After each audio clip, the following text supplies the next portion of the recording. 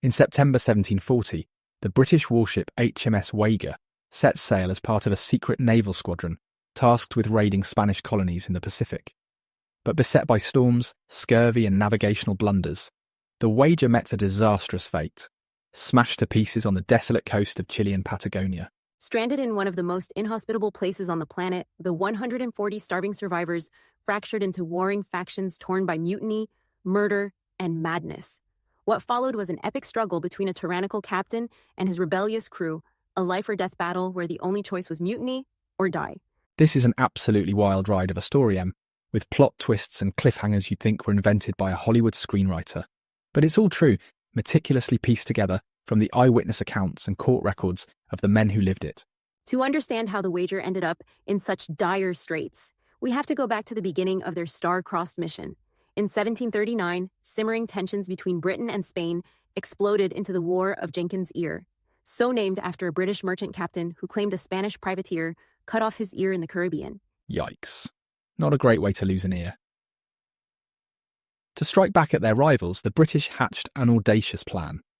A covert naval expedition would sail halfway around the world, round the treacherous Cape Horn, and launch surprise attacks on the Spanish along the Pacific coasts of Chile, Peru, and Mexico.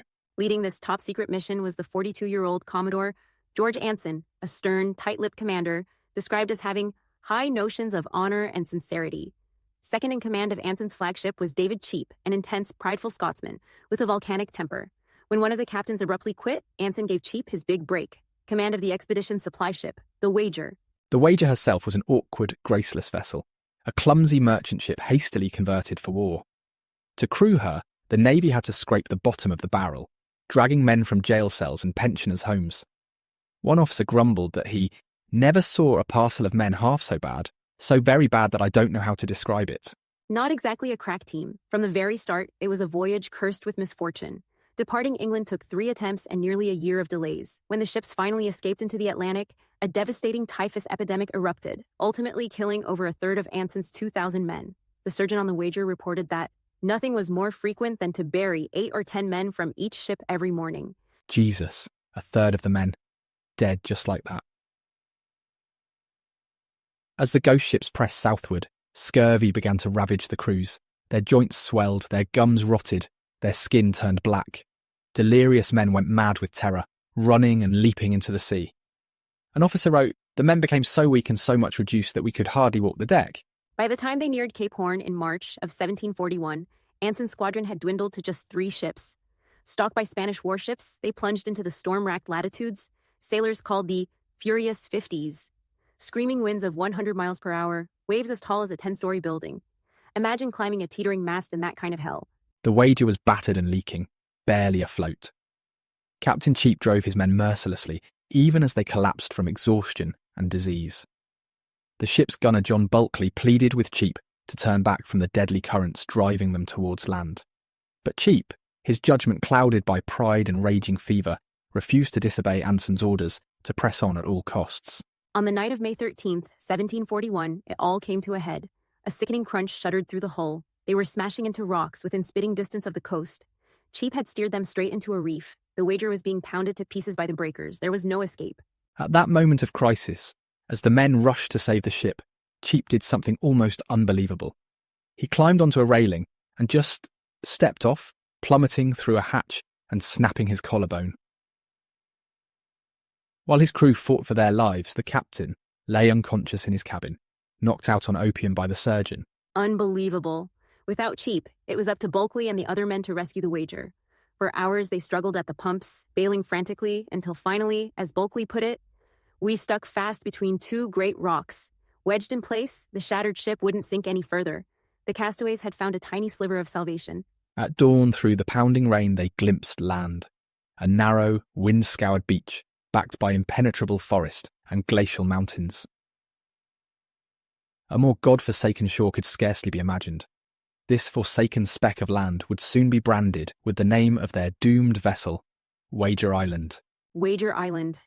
Even the name sounds cursed. As the survivors staggered ashore, a head count revealed that out of 250 souls, only 140 had made it off the wreck alive. Among them was the ship's 17-year-old midshipman, the future grandfather of the great romantic poet Lord Byron. Young John Byron, now there's a fascinating character. A sensitive, imaginative aristocrat's son, he'd joined the Wager, chasing dreams of glory on the high seas.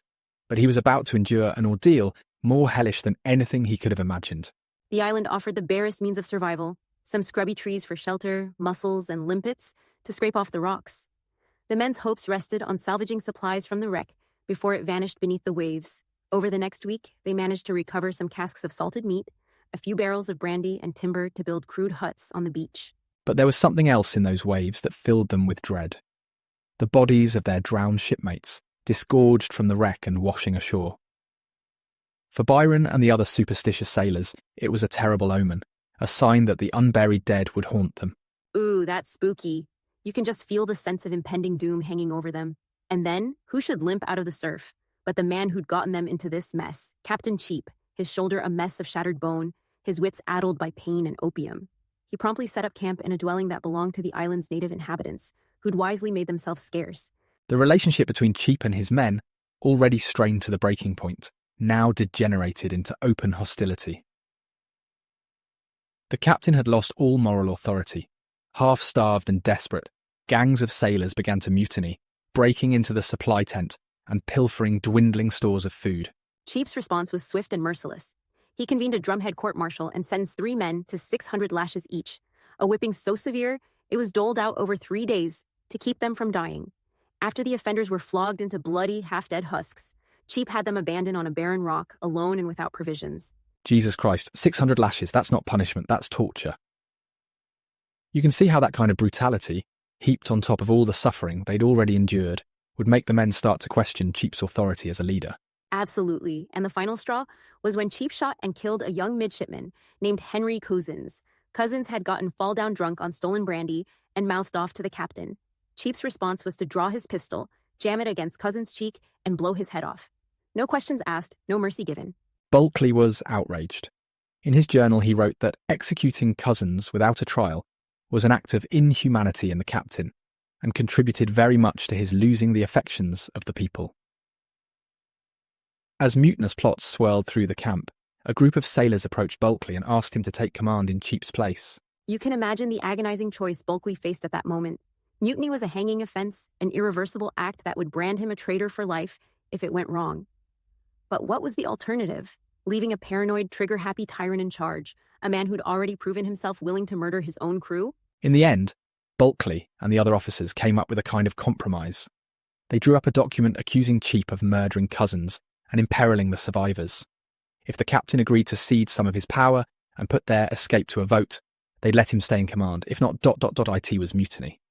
Cheap's response was exactly what you'd expect from a man who'd rather die than relinquish one shred of authority. He rejected their demands and raged that they were insulting his honor, but he'd badly overplayed his hand. Honor didn't mean much to the starving men who now saw him for what he really was, a dangerous liability.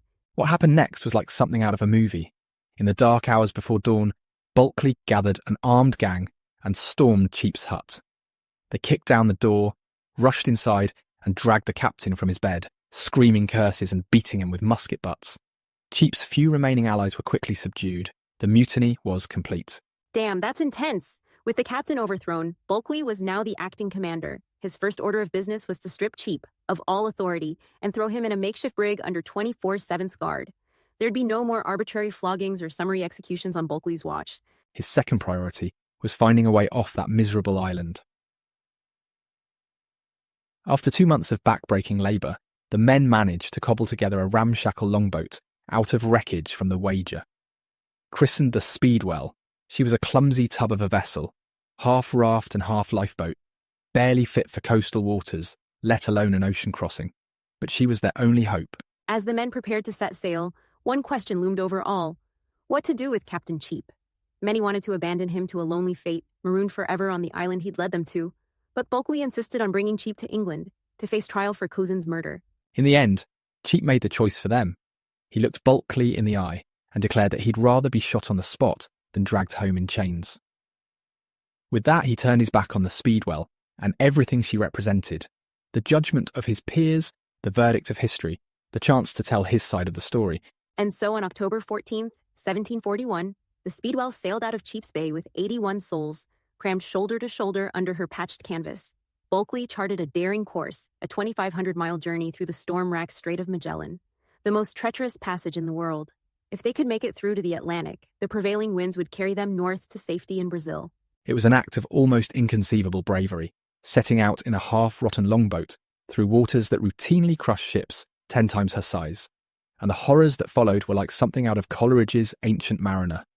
Hurricanes and waterspouts, decks awash with icy brine, rations dwindling to a mouthful of maggoty flour a day. Men began to die, their bodies consigned to the depths without ceremony, a ship's boy crying out for food as he expired in a corner. 2 Marines washed overboard and drowned, the ship's cook dead at the age of 82, after surviving every trial and torment the sea could throw at him. There's a moment in Bulkley's journal that really captures the depths of their despair. Off the coast of Argentina, a group of men volunteer to swim ashore and hunt for seals. But while they're on the beach, a wicked Patagonian storm blows up, forcing the Speedwell to flee for open water. 8 men are left behind. Robinson Crusoe's marooned a hemisphere from home. Among the castaways abandoned that day was a young black sailor named John Duck. Formerly enslaved, he'd earned his freedom and served the crown, only to wash up on some forsaken shore at the edge of the world. Duck and the others managed to trek 500 miles to Buenos Aires, eating their shoes to survive. But when Duck stumbled into the Spanish port, he had his liberty stolen from him a second time, kidnapped and sold back into bondage, never to be seen again. Man, what a gut punch of an ending for John Duck. To survive all those disasters and make it back to civilization, only to have his one precious possession, his freedom, snatched away again. It really hammers home the cruelty and injustice baked into the society these men served. Absolutely. And as for the Speedwell, Bulkley and his skeletal crew finally made it. Through the Strait of Magellan and limped into Rio Grande, Brazil, on January 28, 1742. Out of 81 men who'd left Wager Island, only 29 still drew breath, and many were just clinging to life. They'd voyaged 2,500 miles in an open boat, a feat of endurance almost unmatched in the annals of the sea. The people of Rio Grande were stunned when Bulkley told them the tale of the Wager. They crossed themselves and declared it a miracle. The governor gave the men food, clothing and shelter, and had their boat hauled ashore as a monument to their survival. Bulkley wrote in his journal, "This is a day of our deliverance, and ought to be remembered accordingly." But if Bulkley thought his trials were over, he was sorely mistaken. When he finally made it back to England, he discovered that Lieutenant Baines, the Wager's feckless second-in-command, had beaten him home and denounced him as a mutineer. The Admiralty clapped Bulkley in irons and court-martialed him for abandoning his captain.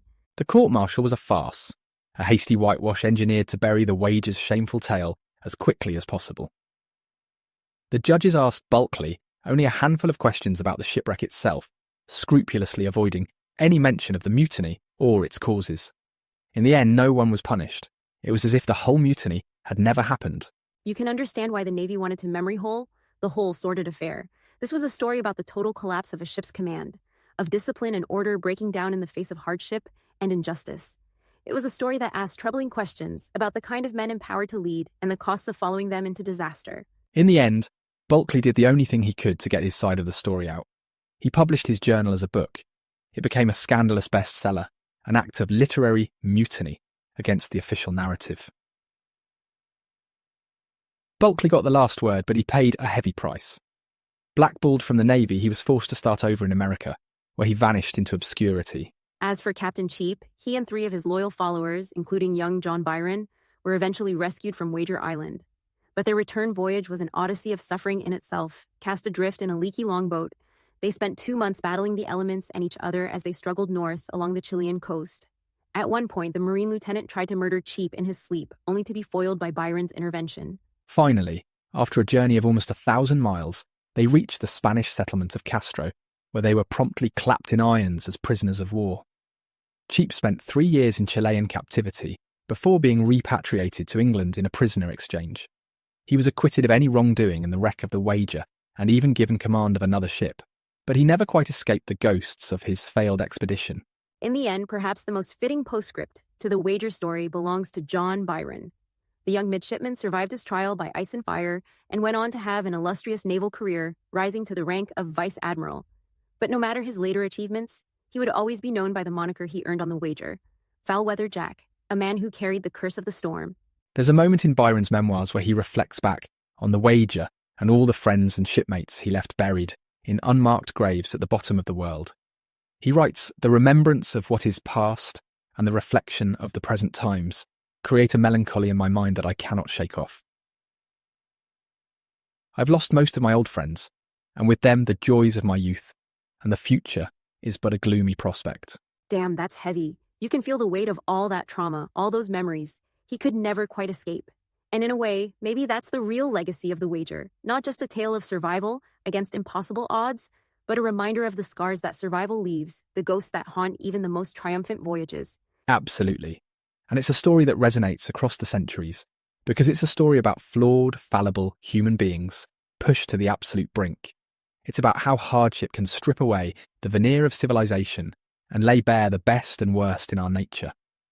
The Wager is a mirror held up to the darkest parts of ourselves, and the light that sometimes shines through. And that's what I love about this show, the way it unearths these incredible stories from history and makes them feel so visceral and immediate. Stories like The Wager are powerful because they remind us of the extraordinary resilience of the human spirit, the lengths we'll go to survive and endure. That's why we do what we do, Em, to bring these stories to life and to grapple with the big questions they raise. And I hope our listeners will come along for the voyage, because there are so many more incredible tales of survival and adventure waiting to be told.